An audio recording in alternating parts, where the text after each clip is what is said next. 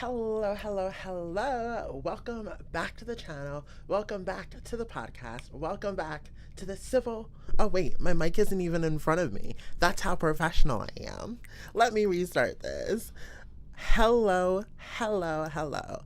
Welcome to the Civil Point Podcast. I am your host, none other than Ariana Dieva. And if you haven't already, you guys can go ahead and hit that subscribe button, as well as follow me on social media platforms listed below. But today, we have some big breaking news regarding the Epstein files, because a third batch of documents has dropped. And we are going to go through those documents right here, right now. So if you haven't already, hit that subscribe button. Let's get into it. I was on Twitter scrolling. I still call it Twitter, yes, because I don't want to call it X, because who likes Elon Musk, right? We don't want to give him credit. Twitter was Twitter when it was Twitter. Now it's just a landmine of MAGA hate-filled speech and rhetoric and racism, and it's just a trench of scum is what X is. But sometimes you can get some good information from there, like I got this morning. I woke up, I was scrolling, and I was like, oh, new Epstein documents released. Let's get into it. But I didn't want to get into it without going live, because I want to get into it going live. It's funner live. So let's get into it. So we're going to go ahead and get into it. Here we go. I feel like I'm not centered. I feel like I'm not centered. There we go. I feel centered now. All right, so let's get into it. The House Oversight Committee released new documents in regarding to Jeffrey Epstein's estate. It includes the names of Elon Musk, Peter Thiel, Steve Bannon, Prince Andrew. I think these are very notable names when it comes to the Epstein documents. And one thing I want to point out is that Prince Andrew, Steve Bannon, Peter Thiel, Elon Musk, guess who they all have in common? Guess. Oh, right. The rolling rotten orange. None other than old Scamander-in-Chief Donald Trump. Okay? So, one thing I don't understand is that if we are getting these documents with prominent names like Elon Musk, like Peter Thiel, like Steve Bannon, like Prince Andrew, that is not being redacted, why are we redacting Donald Trump's name from these files? Let's play it on an even playing field, right? But let's look at Elon Musk's name, because Elon Musk being mentioned is very prominent to me, because he's the one who spoke out about Donald Trump actually being in the Epstein files. And now he's in the Epstein files. Seems like a little bit of retribution in regards to the documents now being released after the fact. So let's get into this press release. This is from the House Oversight Committee. And let's get into it.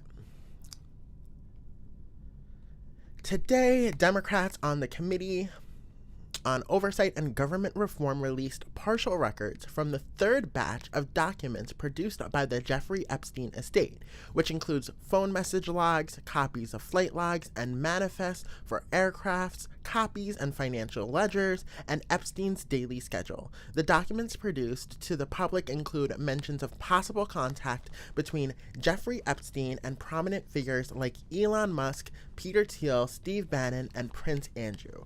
Further review of the documents, which were redacted to protect the identity of victims, is ongoing, which is what they're saying. But at this point, I don't think if I was a victim, I would want my name out there.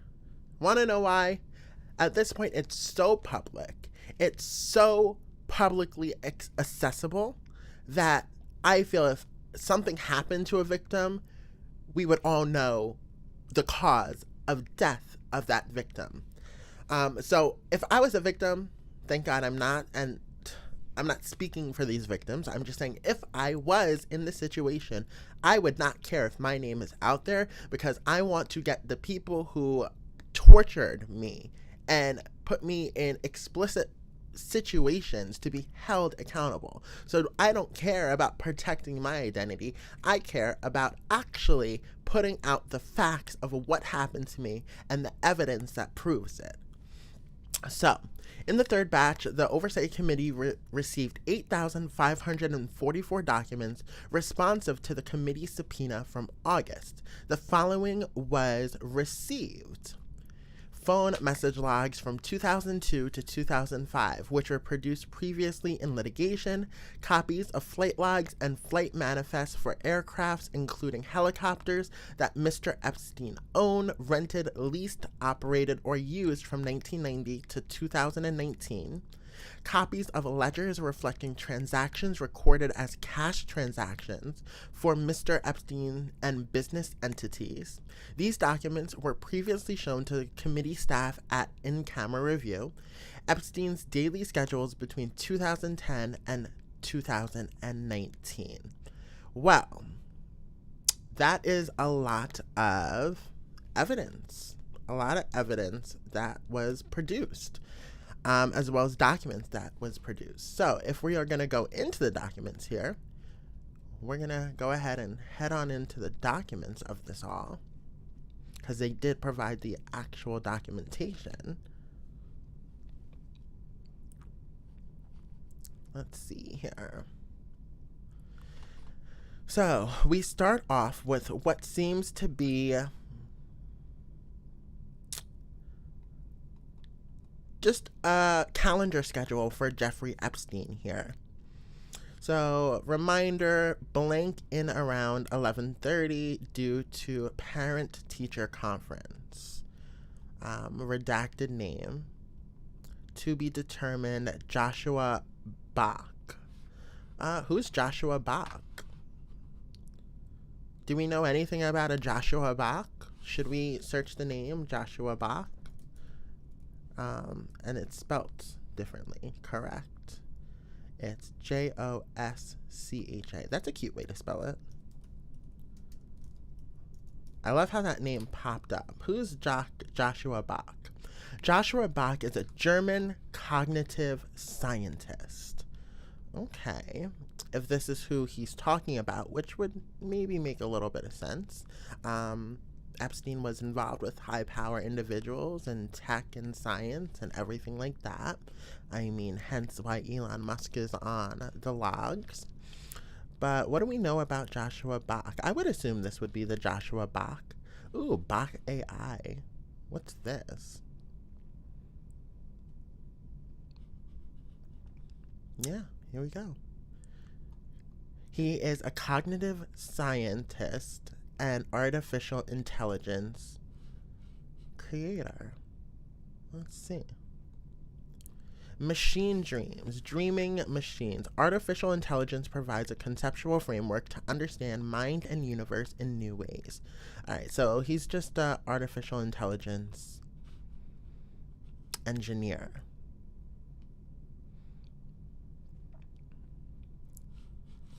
Okay, well, that doesn't seem too fishy, I don't think. So that's who Joshua Bach is. It doesn't seem... Oh, he has some books. Principles of Synthetic Intelligence, Homo, Monkey, and Cyborg's Nature.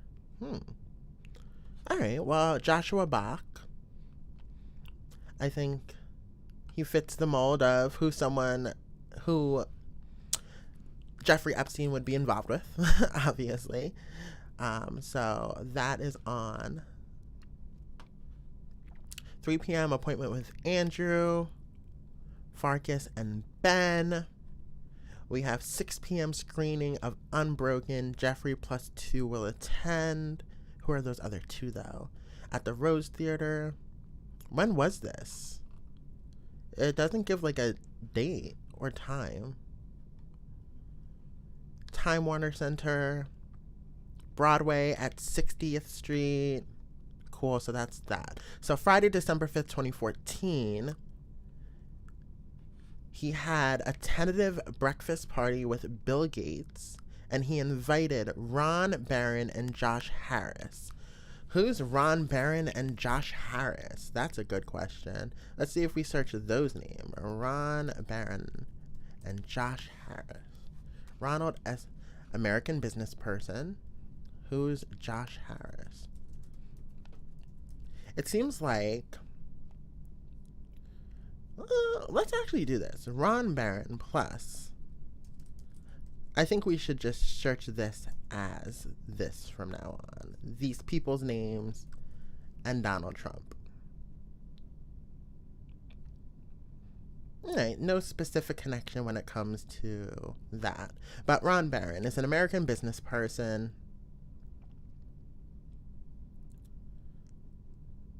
Nothing too interesting about these people. Josh Harris is apparently an American investor. That's if these people are correct. Because you're just Google searching right now.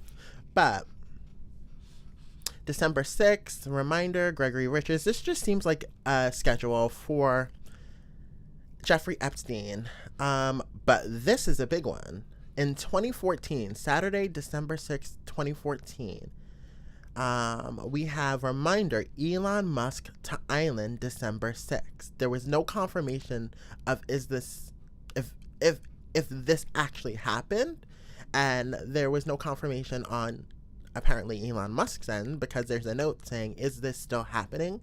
There was no confirmation between the two. But I think that is very telling when it comes to Jeffrey Epstein and who he associates with. If he's having even potential meetings with someone, that means there's an interest from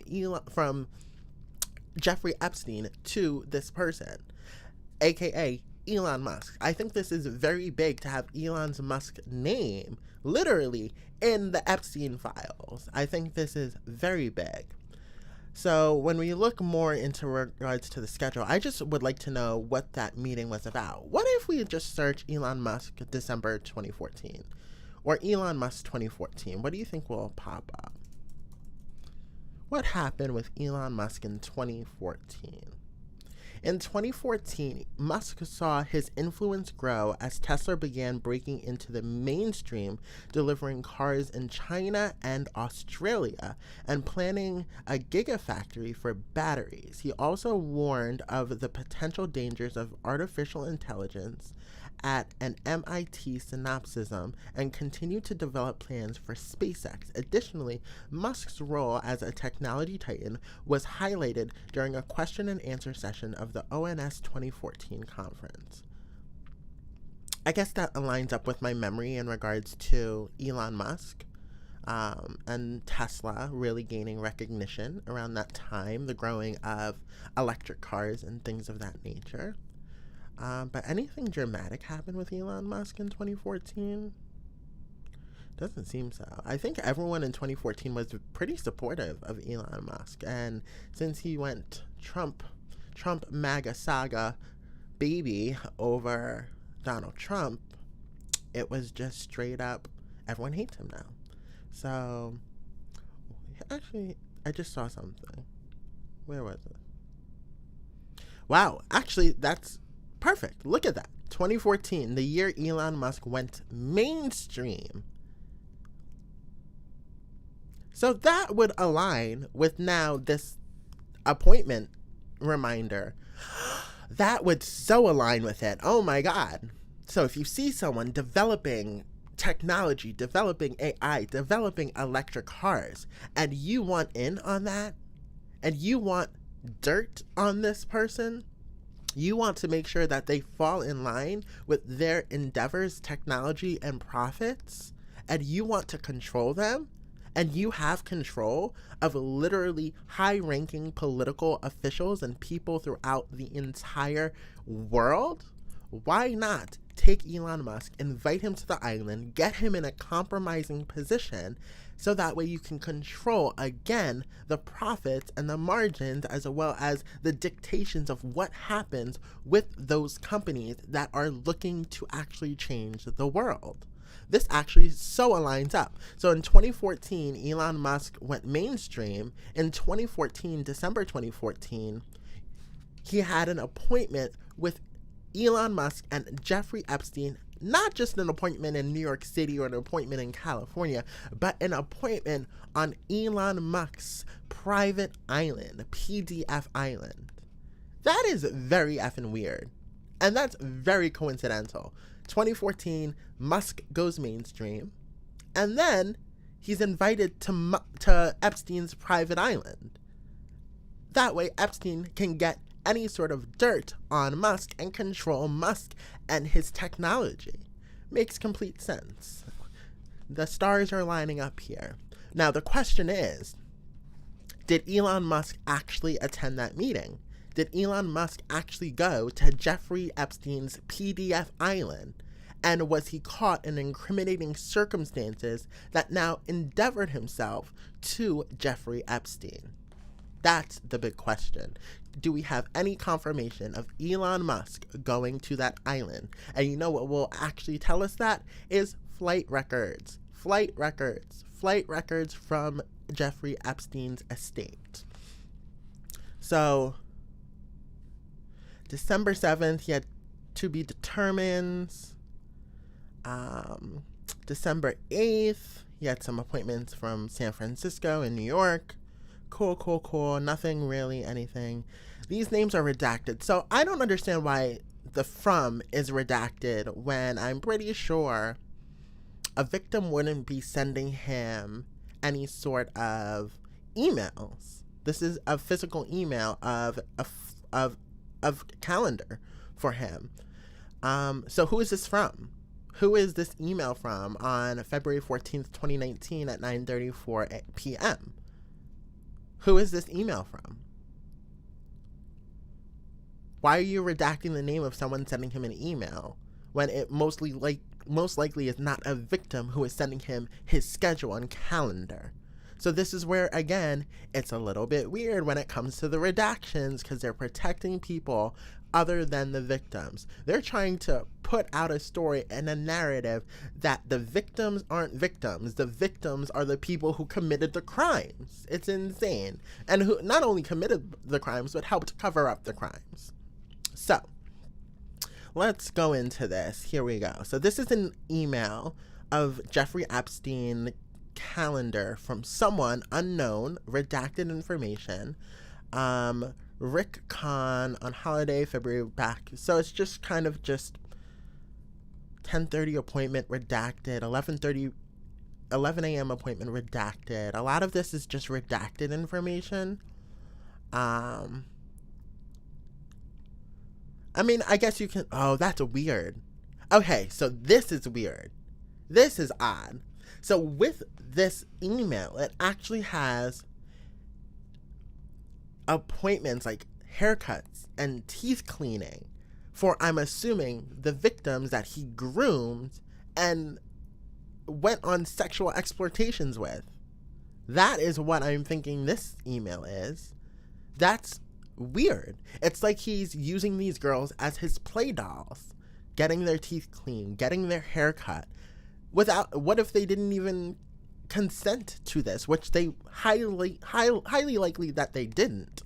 What if they didn't consent to these actions of getting their haircut, getting their teeth clean, literally being brought up like a Barbie, groomed like a Barbie for Epstein, as well as not Epstein, but probably even Ghislaine Maxwell, because we know she was in on it and included and enacted and took part in those, sexual things. And then as well as just other people, such as possibly Elon Musk. That's a big name in this. So he's over here setting appointments for teeth cleaning and haircut, which for what I assume is the girls that are the victims. And then on Saturday, February 16th, 2019, he had breakfast with Steve Bannon. And we all know Steve Bannon's name, correct? We all know Steve Bannon. If you need a refresher on who Steve Bannon is, let me look it up here. Steve Bannon, he was definitely associated with none other than Donald Trump. He is an executive and former White House chief strategist. And just look at this man. Look at this man. Just look at this man. Oof. Such an evil face. Evil face. There's no heart beyond those eyes. Gosh, just look at that face. Oof. Anyway, Steve Bannon, of course, someone else who is also associated with none other than Donald Trump, is mentioned in these files. This is insane. This is insane. And actually, it's not even that insane. Because, want to know why? If you are associated with Donald Trump, we can't be surprised when your name gets mentioned in these files. But my question is, what is Steve Bannon meeting with Jeffrey Epstein about? What's that conversation? What are they talking about? What happened in January of 2019 for Donald Trump? Let's take a look at this. January 2019, Donald Trump. We were heading into the 2020 election at that point.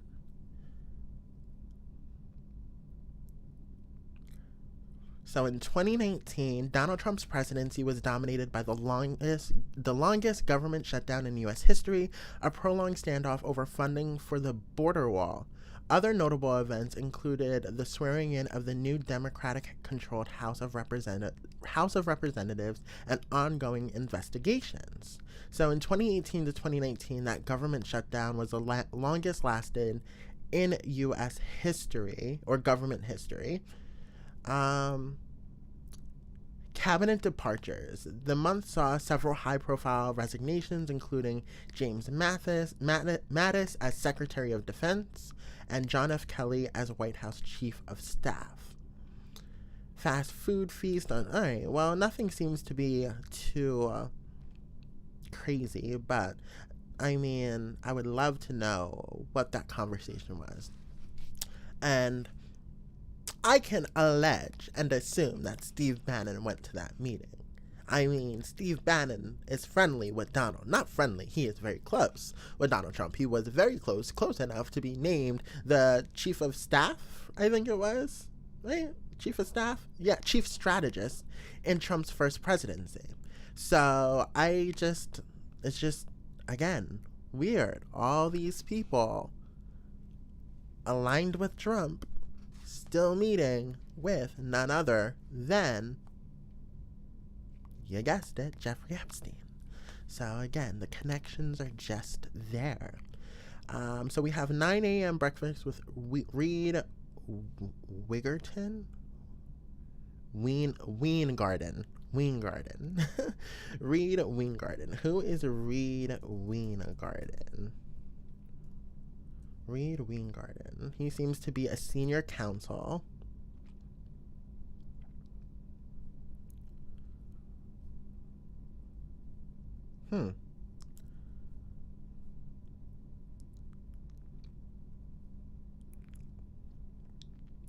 Senior counsel and attorney, Reed Weingarten. Well, makes sense. He's, in there meeting with his attorneys and stuff like that.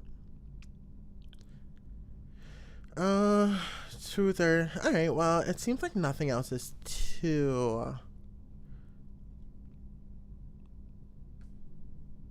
2017 parents by Reed Weingarten. Peter Thiel. Peter Thiel is also mentioned in that. Well, it makes sense. It makes sense. Peter Thiel, if we go ahead and look him up, he is a leader in tech as well.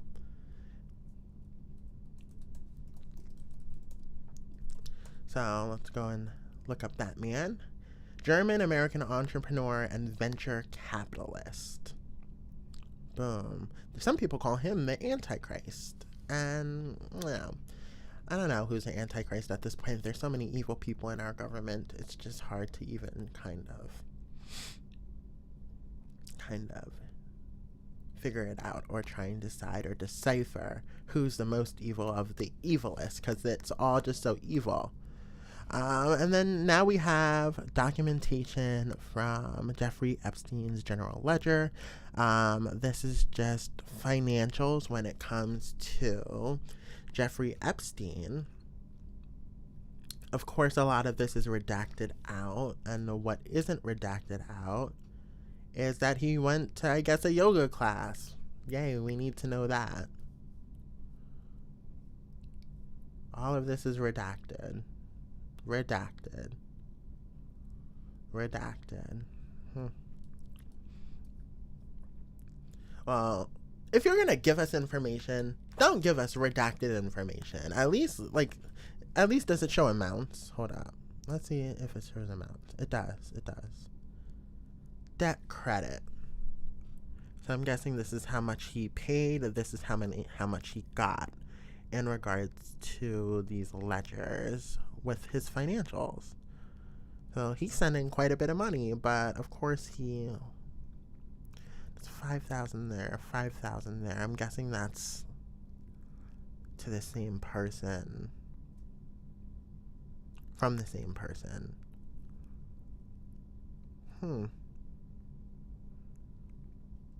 5,000 again, 1,000 again, 2,000 again. This doesn't really tell us anything, unfortunately. This tells us nothing. It just tells us amounts that was sent out. And you can pretty much guarantee the amounts that were sent out being the higher grossing amounts that were sent out, such as the 20,000 and the higher, or the 5,000s continuously, or the 1,000 continuously, or the 2,000s that are continuously there, were most likely payments for accessing their victims. So there's nothing really we can tell from this other than the frequency of the financial amounts that were credited to Jeffrey Epstein. So I'm not really going to look into that. So another document that was released, the final one that was released, was Hyperion Air Incorporated. It is a passenger manifest. And honestly, I think they just need to not redact the names of people in these manifests. It does not make sense to me. What's your opinion? What is your opinion? Should we have redacted information? I understand and I agree to protect anyone that is a victim of Jeffrey Epstein and the people that accessed these victims. I understand the intention of redacting those names, but how do we know? How do we truly know that the names being redacted in these documents are names of victims? How do we truly know this? That's what I want to know. How do we truly know? Because I don't know. You don't know. The only people that know are the people that are redacting information. As we know, we can't trust the government at this point in time. So how do we know that the information they're giving us are truly redacted names of actual victims instead of their alleged victims that they're trying to cover up with the Republican Party? Get out of here. I don't know. But this passenger manifest, when we take a look at the passenger manifest, this is from May 12th, 2000. Arrival time 11:42. Where is this going? From a city in New Jersey to West Palm Beach, Florida.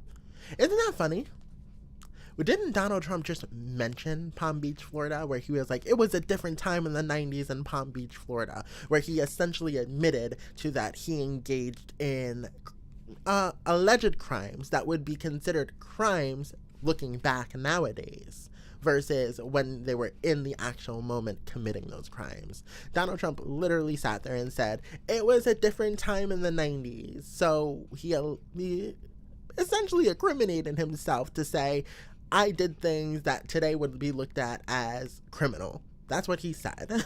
But isn't it funny that this flight log mentions West Palm Beach, Florida? Let's see.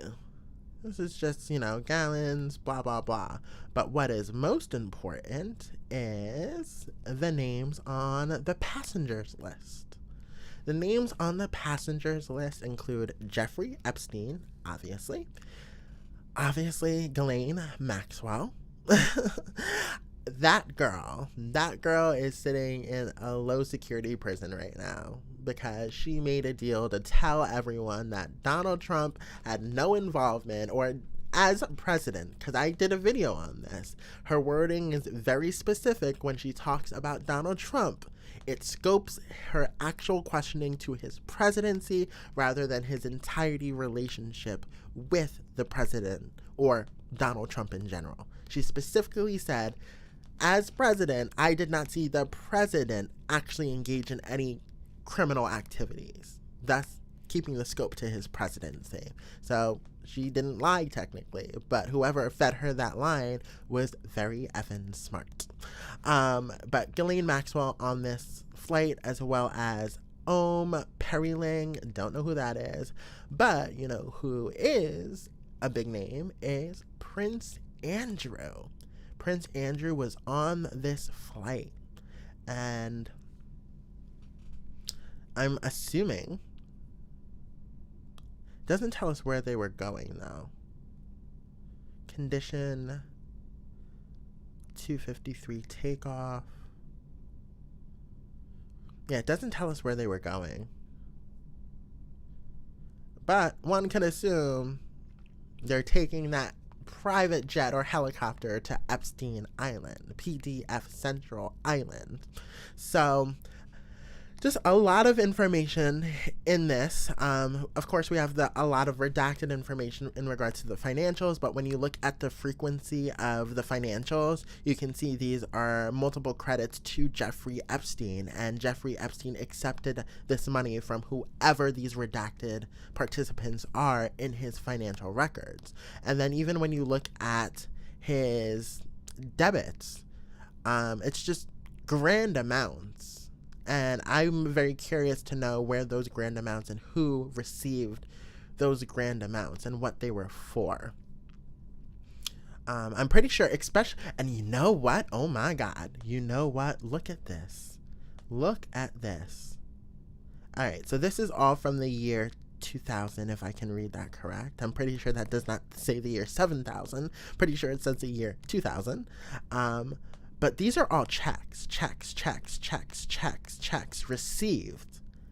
Where are the actual checks? Because when I write a check, even though I don't really write checks, but when I first started my own financials, when I would write a check, there is a section in the notes of the check, right? And I would always put, this is for, I don't know, electricity. This is for phone bills, something like that. Now everything is just automatic and you do it through your phone. But when I used to use checks, and people who still use checks, because people come into my job and use checks, when they write a check, they would say this is for the establishment. So if someone's writing a check, what is the note on that check, and what is that check for? Why can't we have that information? And honestly, with the paper records of it all, being that it was in the 2000s, I'm 900% sure that in Jeffrey Epstein's estate, they would be able to find the actual documentations of the checks that were submitted and deposited to the bank, and find out the notes on each check to see what was deposited for that check. So, I mean, even if we look up here, this is a contrast here, but Donald Trump signed Jeffrey Epstein check. I want to see what this is, there's an image circulating about this. Here we go. So this is what I'm talking about. So in general, a check. So this is a check, right? Normal check. You have your date, you have your pay to the order of, so this would technically be to Jeffrey Epstein, the amount in dollars, the actual numerical amount, and then you have for, or sometimes it says note where it says number 7, right? Let me go on. Can I I can't zoom in. Why can't I zoom in on this? Here we go. Here we go. Boom. Okay, so where it says number 7, you have notes, correct? For some checks, it says notes. For some checks, it says for. And that's where it says talent show tickets, that's where it usually puts, this is denominated for an amount for this purpose, for this establishment, for this business, for this entity, for this person, for this reason. So being that it was the early 2000s, people continuously and meticulously wrote out why a check was being dealt to someone and cashed and debited from accounts. So why is it that we're only getting right now the redacted version of who these checks went out to. I think we should understand and know the names who this went out to. I don't think that all of this is redacted information from victims. I just don't. I don't believe it. It's impossible and very hard for me to believe that this is all victims being paid. I just don't. But yeah, I want to know the reasons why these checks were sent, and I want them to dig deeper and find out on the specific checks, being that it was in the early 2000s. I want to know the note and the for and the reasoning why these checks were sent or deposited or cashed by Jeffrey Epstein. Get to it, Department of Justice. Get to it, House Oversight Committee. We want to know. But yeah, I mean, these names aren't surprising. We had names of none other than Jeffrey Epstein, obviously, Ghislaine Maxwell, Peter Thiel, Steve Bannon, and most importantly right now, I think the biggest name of this is Elon Musk. Elon Musk, no doubt. It puts him in an incriminating stance that he met with Jeffrey Epstein, essentially a guardian of the gates of success in the high world of political activity, in the high world of actually making billions of dollars. And essentially that was the year Elon Musk went mainstream and earned a lot of money that following year. So when you put the timeline together, you see completely that Elon Musk met with Jeffrey Epstein on Epstein's private island prior or during the height of his mainstream success when he started in 2014. So it's all very convoluted. It doesn't give us a lot of answers, but it gives us a little bit of insight when you line up the timeline of Elon Musk's involvement and association with Jeffrey Epstein versus the actual trajectory his career went after his meeting with Jeffrey Epstein. So, yeah, they said they released like 8,000 pages of documents, though. That's the thing. So I want to know why there's not 8,000 pages that I can go through right now. Why? Why can't I go through 8,000 pages right now? Because it says in the third batch, the Oversight Committee received 8,544 documents. Oh, they received them. That doesn't mean they're actually releasing them yet. But that doesn't mean they're not going to release them. But I think this is very big in regards to the names that were mentioned in these documents, especially being that of Elon Musk. And when you put the timeline together, it shows his mainstream success started in 2014, and after that it skyrocketed after his potential meeting with Jeffrey Epstein on Jeffrey Epstein's private PDF island. Put the math together. 2 + 2 = 4 in this instance. And it's just funny how everyone that is convoluted in this situation of the Epstein files is associated with the man who is sitting in the office, in the presidential office right now, attempting to be a dictator to the United States, none other than Don, the scam commander-in-chief, Donald Trump. Anyway, this is it for now. I think that this gave us a little bit of insight in regards to the documents and Epstein's private island and affairs, and I just want to know what those checks were for. You don't even have to give us names. You don't have to give us names. But if you can provide documentation of what those checks stood for, what they were sent for, that would be amazing. I'm sure there is physical copies of those checks in his files, in his estate. So get them. We want to know the reasoning for those checks and those amounts. So anyway, this is the end. I will talk to you guys on the next episode of the podcast. And then if you guys haven't already, you guys can always go ahead and subscribe and catch me every time I go live. I go live practically every day because every day there's practically breaking news about Don, the commander-in-chief, Cheeto Bendito, like every single day. And yeah, I will always be covering all this information. And I'm pretty sure the wall seemed to be closing in a little bit on Khandan, but he always somehow wiggles his way out. But I think we are at a point in this country where we need to understand facts matter. And the perception that you're being fed, the spoiled, lumpy, disgusting, smelly perception you're being fed is false. And MAGA needs to wake up to it. Anyway, this is the end of the Civil Point podcast. I will talk to you guys next time. I am Ariana Dieva, and you guys can subscribe. Bye.